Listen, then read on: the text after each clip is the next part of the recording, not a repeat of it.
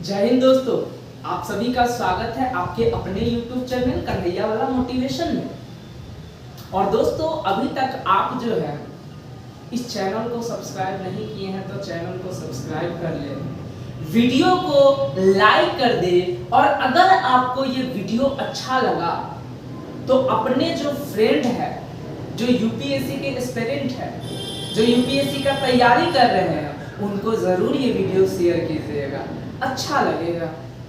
कहा जाता है रख हौसला कि वो मंजर भी आएगा, रख हौसला कि वो मंजर भी आएगा, प्यासे के पास चलकर खुद समंदर भी आएगा। रख हौसला कि वो मंजर भी आएगा, प्यासे के पास चलकर खुद समंदर भी आएगा। थक कर न बैठ ए मंजिल की मुसाफिर, थक कर न बैठ ए मंजिल की मुसाफिर, मंजिल भी मिलेगी और मिलने का मजा भी आएगा। तो दोस्तों, आज हम चर्चा करने वाले हैं यूपीएससी एग्जाम के ऊपर। इसमें कोई शक नहीं कि आप सभी जानते हैं कि यूपीएससी दुनिया का सबसे टफेस्ट एग्जाम है और इसको क्रैक करना उतना ही कठिन है। इसमें लाखों बच्चे फॉर्म फिल करते हैं, जिसमें कुछ ही हजार ही बच्चे या हजार के अंदर ही सिलेक्शन होती है।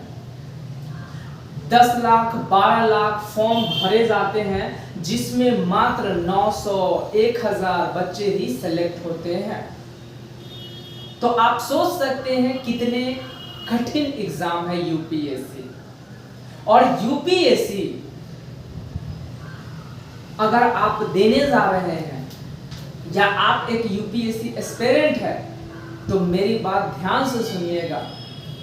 इस एग्जाम को निकालने के लिए मेहनत तो करनी,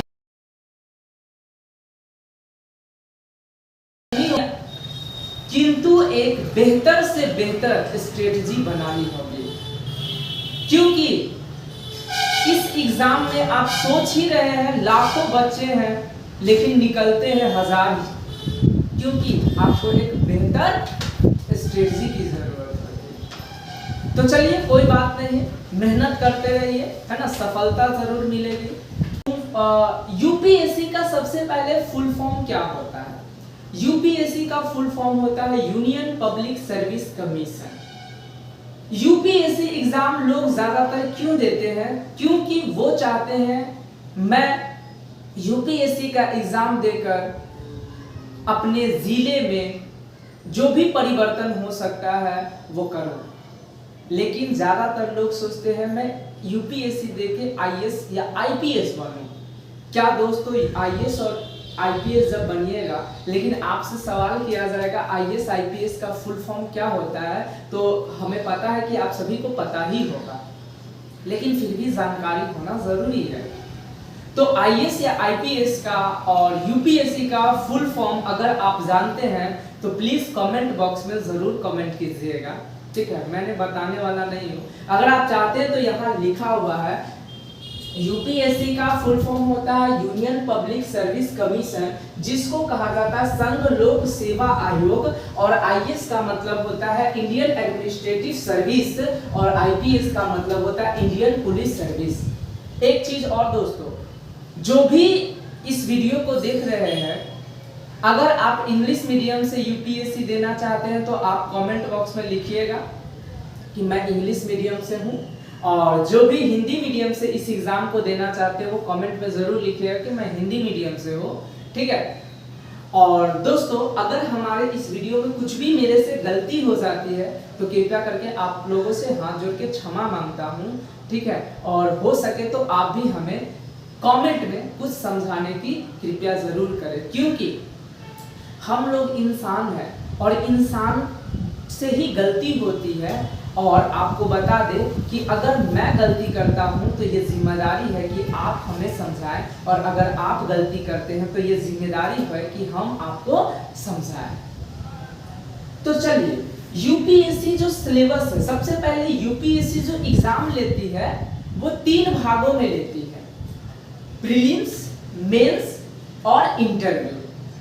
प्रीलिम्स को हिंदी में, जो हिंदी मीडियम वाले हैं उनके लिए प्रारंभिक परीक्षा कहा जाता है, मेंस को मुख्य परीक्षा कहा जाता है और इंटरव्यू को साक्षात्कार कहा जाता है। आपको बता दें दोस्तों कि जो प्रीलिम्स का एग्जाम होता है, प्रारंभिक परीक्षा होता है, वो कुल 400 अंकों का होता है, जिसमें 2 पेपर होता है, पेपर 1, पेपर 2।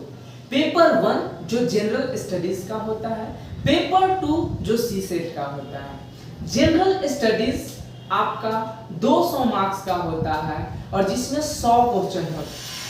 मतलब कि जनरल स्टडीज में जो 200 मार्क्स का सवाल है उसमें आपको बता देते हैं कि एक क्वेश्चन 2 नंबर के लिए पूछा जाता है और कुल 100 क्वेश्चन होते हैं और उसकी कुल अंक 200 निर्धारित किया जाता है और 200 में आपको बता दें कि इसका कट ऑफ जो है 100 के आसपास ही रहता है। लेकिन हाँ, अगर आप चाहते हैं प्रीलिम्स एग्जाम को निकाल के मेंस परीक्षा लिखें, उसके लिए आपको एक चीज ध्यान में रखना होगा कि प्रीलिम्स तभी आप निकाल पाइएगा जब सीसेट क्वालिफाई कीजिएगा। मींस सीसेट कट ऑफ निर्धारित नहीं करता है, लेकिन सीसेट एक क्वालिफाइंग पेपर है जिसमें आपको क्वालिफाई करना होता है।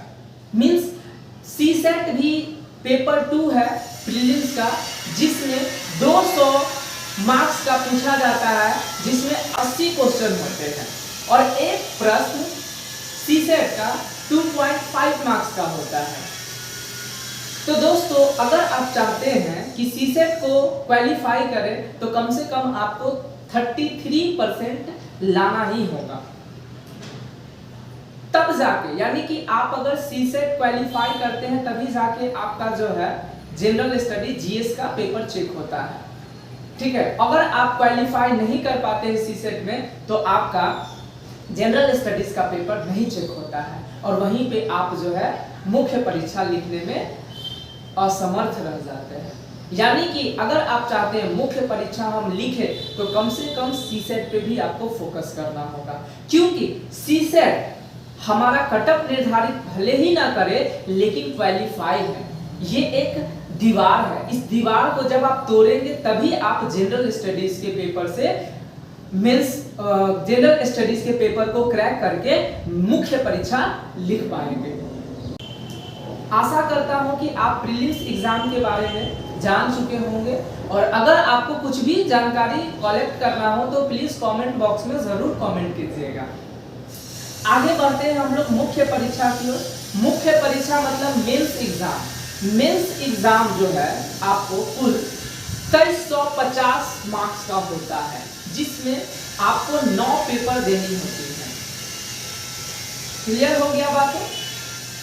मुख्य परीक्षा मींस मेंस एग्जाम में कुल 9 पेपर होती है और 9 पेपर मिला के जो कुल संख्या होता है, मार्क्स होता है, टोटल मार्क्स 2350 होता है और उस 2350 में 2 पेपर क्वालिफाइंग पेपर होता है, एक इंग्लिश और एक लैंग्वेज। आप कोई भी लैंग्वेज को यूज कर सकते हैं, है ना, आप कोई भी लैंग्वेज का पेपर सेलेक्ट कर सकते हैं, ये आपके ऊपर डिपेंड करता है ना, हिंदी, संस्कृत, उर्दू, जो भी आपका लैंग्वेज पेपर है ना, और एक इंग्लिश पेपर होता है। ये दोनों कंपलसरी है, इसको आपको क्वालिफाई करना होता है और ये दोनों पेपर 300 मार्क्स के होते हैं। मतलब कि इंग्लिश का जो पेपर 8 है और जो लैंग्वेज का पेपर जो पेपर 9 है, ये दोनों पेपर क्वालिफाइंग पेपर होता है, जिसमें आपको बता दे दोस्तों कि जो इंग्लिश यानी फर्स्ट क्वालिफाइंग पेपर जिसमें 300 मार्क्स का पूछा जाता है और जो सेकंड क्वालिफाइंग पेपर होता है लैंग्वेज का, वो पेपर 9 है, जिसमें आपको 300 मार्क्स का पूछा जाता है। मतलब 600 नंबर का क्वालिफाइंग पेपर आपको पूछा जाता है, जिसमें आपको क्वालिफाई कीजिएगा तभी बाकी पेपर आपका चेक होगा मेंस का, नहीं तो नहीं होगा। यानी कि आपको ये जो 2 पेपर है, ये जब आप क्वालिफाई कर जाइएगा तभी जो बाकी 7 पेपर बचा हुआ है, paper 1, paper 2, paper 3, paper 4, paper 5, paper 6, paper 7, ये आपका चेक होगा और यही 7 पेपर मिलके आपका रैंक निर्धारित करेगा, कट ऑफ निर्धारित करेगा। मैं मुख्य परीक्षा का बात कर रहा हूं। जिसमें दोस्तों आपको बता दे, यहाँ पे मैंने बताया गया है, एक चीज और बता दे, प्रीलिम्स एग्जाम के लिए आपको मैंने कुछ छोड़ दिया था। जैसे आपको बता दिया गया कि जनरल स्टडी जो पेपर 1 होता है प्रीलिम्स में, ठीक है, जिसको हिंदी में सामान्य अध्ययन कहा जाता है, इसमें आपको समय जो मिलता है वो 2 घंटा मिलता है। पूरे मार्क्स आपको बता दिए कि 200 मार्क्स के होते हैं। प्रश्न 100, हर एक प्रश्न 2 मार्क्स के, और ये एमसीक्यू होते हैं, चाहे वो सीसेट हो या चाहे जनरल स्टडीज हो। याद रखिएगा, सीसेट या जनरल स्टडी हो, दोनों में एमसीक्यू ही पूछा जाएगा। ठीक है, यहाँ सीसेट के बारे में दिया गया। सीसेट का फुल फॉर्म भी आपको पता होना चाहिए। सिविल सर्विस एप्टीट्यूड टेस्ट होता है, जिसमें आपको क्वालिफाई करना होता है 33% लाकर, है ना। और ये क्वालिफाइंग पेपर होता है, जिसको पेपर 2 कहा जाता है। इसमें भी समय 2 घंटा निर्धारित किया गया है। टोटल प्रश्न 80 होते हैं, टोटल मार्क्स 200 होते हैं, और प्रत्येक मार्क्स 2.5 मार्क्स, प्रत्येक मार्क्स यानी कि 2.5 नंबर के होते हैं, 2.5 अंक के होते हैं। और मुख्य परीक्षा के मैंने बात कर रहे थे कि हमने बोला था कि 2 पेपर, यानी पेपर 8 और पेपर 9 ये क्वालिफाइंग पेपर है। यानी पेपर 8 इंग्लिश का पेपर होता है, जो फर्स्ट क्वालिफाइंग पेपर है, और ये आपसे 300 मार्क्स के पूछा जाता है दोस्तों। दूसरी बात, जो पेपर सॉरी मिस्टेक हो गया एक चीज दोस्तों, यहाँ पे जो है पेपर 6 लिखा गया है, यहाँ पेपर 9 होना चाहिए, है ना। तो पेपर 9 जो होता है दोस्तों, ये सेकंड क्वालिफाइंग पेपर होता है। ये भी आपसे 300 मार्क्स का पूछा जाता है, और ये लैंग्वेज पेपर होता है। और जब ये दोनों पेपर में आप क्वालिफाइंग कीजिएगा, तभी बाकी का जो 7 पेपर है वो आपका चेक किया जाएगा। और अगर आप ये 7 पेपर को मिला के कटअप क्रॉस कर जाते हैं, इसका मतलब अब आप जो है इंटरव्यू देने के लिए तैयार है। लेकिन सबसे पहले इंटरव्यू से पहले हम लोग मुख्य परीक्षा के ऊपर डीपली बात कर लेते हैं। जैसे पेपर 1 ये एसे का पेपर होता है, निबंध का पेपर होता है, जो आपसे 250 मार्क्स का पूछा जाता है दोस्तों। ठीक है, ये पेपर 1 है, एसे निबंध का पेपर, जो 250 मार्क्स का होता है। दूसरा पेपर 2, पेपर 2 में GS1 आता है। 4 GS1, GS2, GS3, GS4, 4 GS होते हैं। और ये 4 GS में कौन कौन से विषय पढ़ना होता है? GS1 में कौन से विषय पढ़ना है, GS2 में कौन कौन से विषय पढ़ना होता है, GS3 में कौन से विषय पढ़ना होता है, GS4 में कौन से विषय पढ़ना होता है, ये मैंने अभी नहीं, मतलब अगले वीडियो में लेके आऊंगा दोस्तों। अभी बस मैंने एक एग्जाम के पैटर्न के ऊपर डिस्कस किया है। तो पेपर 1 आपको पता चल गया कि ऐसे का होता है, जो कि 250 मार्क्स का पूछा जाता है। पेपर 2 GS1 ये भी 250 मार्क्स का होता है। पेपर 3 जिसमें GS2 पूछा जाता है, और ये 250 मार्क्स का होता है। पेपर 4 ये GS3 से सवाल है, और ये भी 250 होता है। पेपर 5 ये GS4 है, जो 250। और पेपर 6 और पेपर 7 ये आपका ऑप्शनल का एग्जाम होता है। यानी कि आपको कोई एक ऑप्शनल सब्जेक्ट चुनना होता है। अब मैं ये एक वीडियो बनाऊंगा ऑप्शनल के ऊपर, जिसमें आपको बताया जाएगा कि ऑप्शनल में कौन कौन से सब्जेक्ट हम चुन सकते हैं, ले सकते हैं। तो दोस्तों मैं बताऊंगा आपको, मतलब एक वीडियो बनाऊंगा ऑप्शनल के ऊपर, है ना, कि कौन कौन से ऑप्शनल में आप कौन कौन से सब्जेक्ट ले सकते हैं। ठीक है, कोई लोग हिंदी लेते हैं, कोई लोग जो है इंग्लिश लेते हैं, हिस्ट्री, ज्योग्राफी, है ना, मतलब सबका अलग अलग। कोई अगर साइंस बैकग्राउंड से है तो मैथ भी लेते हैं, फिजिक्स भी लेते हैं, है ना, बहुत सारा ऑप्शनल सब्जेक्ट होता है। आपको बता दें कि ऑप्शनल जो है 500 मार्क्स का एग्जाम होता है, जो कि 2 पेपर होता है। ऑप्शनल 1 मतलब ऑप्शनल पेपर का पहला, और ऑप्शनल पेपर 2 होते हैं। जैसे कि आपका अगर पेपर 6 देखें तो ये ऑप्शनल पेपर पहला है, जिसमें 250 मार्क्स का एक का एग्जाम होता है। और पेपर 7 ये भी आपका ऑप्शनल पेपर 2 है, जो कि आपका 250 मार्क्स का होता है। मतलब कि ये शुरू का जो 7 पेपर है, यही निर्धारित करेगा आपका कटअप मेंस एग्जाम में। और ये जो 2 पेपर है लास्ट का 300 नंबर का, ये एक क्वालिफाइंग पेपर है। इसका मार्क्स आपको नहीं ऐड होता है। बस ये केवल क्या है, क्वालिफाइंग करना होता है इसमें आपको। तो मींस ये पूरा अगर हम जोड़ दे, ये पूरा अंक अगर जोड़ दे तो पूरा मिला के 2350 अंक होता है। लेकिन आपको बता दे कि ये पेपर 8 और पेपर 9 का जो मार्क्स होता है, अंक होता है, वो ऐड नहीं होता है, क्योंकि ये क्वालिफाइंग पेपर है। केवल किसका नंबर ऐड होता है, तो ये 7 पेपर है ना, जीएस ए से GS1, GS2, GS3, GS4, optional 1, optional 2, इतना ही पेपर का मार्क्स आपको ऐड होता है दोस्तों। और ये पूरा मतलब कि 7 पेपर के मार्क्स मिला के टोटल जो शेष अंक बचते हैं वो 1750 होता है। और ये 1750 में जो कट ऑफ है वो अगर आप क्रॉस कर जाते हैं तो आप जो है फाइनली अंतिम चरण में पहुंच जाते हैं इंटरव्यू देने के लिए। यहाँ पे बात किया गया है कि मुख्य परीक्षा मतलब मेंस एग्जाम के 9 पेपर के कुल अंक मतलब टोटल मार्क्स 2350 होते हैं, किंतु इंग्लिश और जो लैंग्वेज यानी भाषा वाला पेपर है उसका मार्क्स नहीं जुड़ता है। जो क्वालिफाइंग पेपर होता है उसका मार्क्स नहीं जुड़ता है, जो कि 600 मार्क्स का है। पेपर 1 300, पेपर 2 300 यानी 600 मार्क्स का है जो नहीं ऐड होता है। तो अगर हम टोटल 9 पेपर 2350 का है और 2 पेपर का मार्क्स नहीं जुड़ रहा है, मतलब 600 अगर अंक घटा दे तो कुल 1750 अंक होता है। यानी कि मेंस परीक्षा आपको 1750 है। और 1750 में ये कट ऑफ आपका मतलब कैटेगरी वाइज बांटा रहता है कि जनरल के लिए कितना कट ऑफ जाएगा, है ना, लेकिन ज्यादा का अंतर नहीं होता है। ओबीसी के लिए कितना जाएगा, एससी एसटी के लिए कितना जाएगा, ये सभी पे स्पेशल मैं वीडियो बनाऊंगा। अभी बस मैं चर्चा कर रहा हूँ एग्जाम के पैटर्न के ऊपर, ताकि आपको सबसे पहले अगर आप तैयारी कर रहे हैं या अभी बिगिनर है तो आपको पता चले कि आपको पढ़ना कैसे है, एग्जाम किस तरह से पूछता है, कैसे हमको एग्जाम देना है। ठीक है, यूपीएससी आखिर कैसे कैसे एग्जाम लेता है। और अगर हमारे चैनल को आप फॉलो करेंगे तो आपको बता देते हैं कि आपको जो है हर चीज के बारे में पता हो जाएगी। ठीक है, बस हमारे साथ आप जुड़े रहें।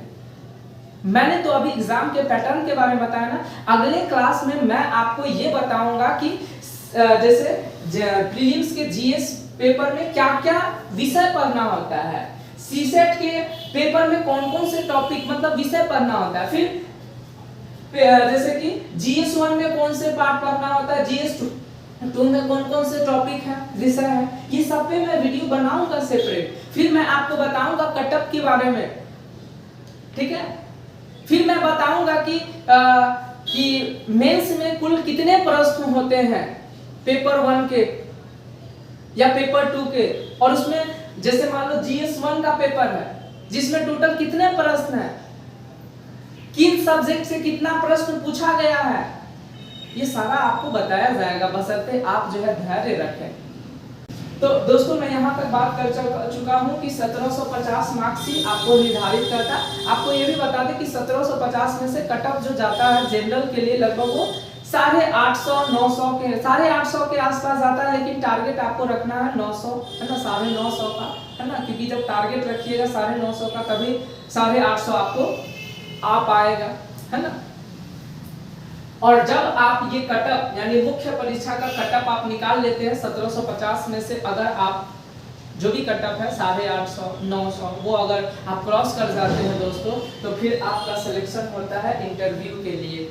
इंटरव्यू मतलब कि पर्सनालिटी टेस्ट होता है ना, आपको जो है बुलाया जाता है और आपसे इंटरव्यू लिया जाता है ना। और जो इंटरव्यू लेने वाले होते हैं वो काफ़ी मतलब कि सीनियर पर्सन होते हैं, है ना, और वो सब जो है आईएएस ऑफिसर होते हैं, नहीं तो वो रिटायर्ड आईएएस ऑफिसर भी होते हैं, जो आपको देख के ही पता कर लेंगे कि आप किस तरह के पर्सन हैं, है ना। क्योंकि देख लीजिए इंटरव्यू का मतलब ही है पर्सनालिटी टेस्ट, आपको देख के आपको चल रहे हैं वो देख के आपको पता कर लेंगे। इसीलिए दोस्तों इंटरव्यू अगर क्रैक करना है तो ज़्यादा दिमाग वगैरह नहीं लगाना है, बस आपको झूठ नहीं बोलना है और कॉन्फिडेंसी के साथ जो भी आपसे प्रश्न पूछा जाता है, अगर आता है आपको वो प्रश्न तो आप उसका उत्तर दे सकते हैं, और नहीं आता है तो आप जो है सोचिए विचारिए, और अगर नहीं आपको फिर भी याद आता है और नहीं बता पाते तो आप उसको सॉरी कह के जो है यह बोल दीजिए कि मैं इसके बारे में अध्ययन करूंगा, स्टडी करूंगा, मुझे जानकारी नहीं है। लेकिन हाँ, कॉन्फिडेंस पूरा होना चाहिए। अगर आप कॉन्फिडेंस लूज कर दीजिएगा ना, इंटरव्यूअर यही तो चेक करता है कि आपके पास कोई भी डिसीजन लेने का क्षमता है, क्योंकि आप एक IAS IPS बनने जा रहे हैं और आप डिसीजन लेने का आपके पास एक क्षमता ही नहीं है, तो फिर कैसे संभाल पाएंगे अपने जिले को, है ना, जब आप अपने जिले का मालिक बनेंगे तो, है ना। तो इंटरव्यू जो होता है वो 275 मार्क्स का होता है, जिसमें कहा जाता है 180 अगर आपका आ गया इंटरव्यू में तो काफी बेहतर है ना। तो दोस्तों ये इंटरव्यू में 275 में अगर आपका 180 भी आ गया तो अच्छा है ना, और 200 आ गया तो और अच्छा रैंक के लिए आप निर्धारित हो गए। अगर आपको अच्छा रैंक लाना है ना, तो ये हम बताएंगे ऑप्शनल सब्जेक्ट पे फोकस करना है कि GS पे फोकस करना है, ये आपको बताया जाएगा, ठीक है। अच्छा, तो अब बोलोगे सर कि टोटल मार्क्स आप तो बता दिए कि मुख्य परीक्षा का 1750 है, इंटरव्यू का 275 है, तो क्या ये जो रैंक आता है ना, जो टॉपर्स वगैरह होते हैं, इनका जो रैंक होता है वो किसके आधार पे जोड़ा जाता है? मेंस परीक्षा का कि इंटरव्यू, दोनों को ऐड करके दोस्तों। मुख्य परीक्षा में आपने जितने भी अंक प्राप्त किए हैं और इंटरव्यू में जो भी अंक आपको मिलेगा वो दोनों को ऐड किया जाएगा, और ऐड करने के बाद जब आप क्वालिफाई कर जाइएगा तो फिर आपका रैंक निर्धारित किया जाएगा, ठीक है। यानी कि total marks mains plus interview को मिलाकर 2025 अंक का होता है, और ये 2025 अंक में से अगर आप 1000 के आसपास ले आते हैं दोस्तों, तो आप जो है टॉप 10 में भी आ सकते हैं। ये मैं बताऊंगा, है ना, बहुत सारे टॉपर का, कुछ प्रीवियस ईयर्स के टॉपर्स का मार्क्स आपको दिखाया जाएगा, अंक दिखाया जाएगा, और आपको बताया जाएगा कि देख लो कि कितना, मतलब 2025 में से कितना आप अंक लाएंगे तो टॉप 10 में आ सकते हैं, है ना। तो यहाँ पे मेंस एंड इंटरव्यू के मार्क्स यानी अंक को जोड़कर निर्धारित किया जाता है आपका रैंक। और आप हमारे कमेंट बॉक्स में लिखिएगा दोस्तों कि आप देखो, आप सबसे पहले ना आप अपने जहाँ पढ़ते हैं ना वहाँ एक ऐसा चीज मतलब A4 शीट पेपर पर लिख के अपना रैंक निर्धारित कर दीजिए। जो भी आप सोच रहे हैं, 1 रैंक, 2 रैंक, 3 रैंक, जो भी, या एकदम फिक्स होना चाहिए वो रैंक, आप देख लीजिएगा। लेकिन हाँ, रैंक लिखिएगा ना तो उसी के अकॉर्डिंग आपको तैयारी भी करनी होगी दोस्तों, क्योंकि रैंक लिखना आसान काम है, उस रैंक को प्राप्त करना कड़ी मेहनत का काम है। आप जब रैंक लिख देते हो और जब बार बार उस रैंक पे आपका ध्यान जाता है ना दोस्तों, तो आपके अंदर से जुनून होना चाहिए, है ना, जिद्दी, कि जब मैंने ये रैंक लिख दिया है तो अब इंतजार है उस दिन का कि रैंक का घोषणा कब किया जाए। जो रैंक, ये जरूरी नहीं है कि जो आपने रैंक लिखा है वो आपको मिले ही, लेकिन उसके अकॉर्डिंग जब आप मेहनत करेंगे तो हो सकता है 1-2 रैंक के इधर उधर हो जाए, तो क्या फर्क पड़ता है 1-2 रैंक का इधर इधर हो जाना। लेकिन हाँ, आप मेहनत तो उसी रैंक के अकॉर्डिंग कीजिएगा कि जब हम रैंक 1 ठाने हैं तो हमको तैयारी भी रैंक 1 जैसा ही कर, है कि नहीं। तो आप सब कमेंट बॉक्स में लिखिएगा ऑल इंडिया रैंक मतलब AIR आपका कितना आने वाला है ना।